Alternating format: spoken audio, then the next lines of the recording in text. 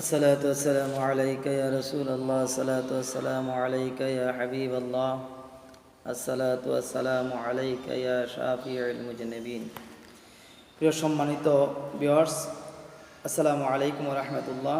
যারা আমার চ্যানেলটা দেখতেছেন সকলে যারা নতুন সাবস্ক্রাইব করে পাশে থাকবেন। আমি আপনাদের সামনে একটা দোয়া নিয়ে আসছি অজুর শুরুতে এবং অজুর মাঝের দোয়াটা।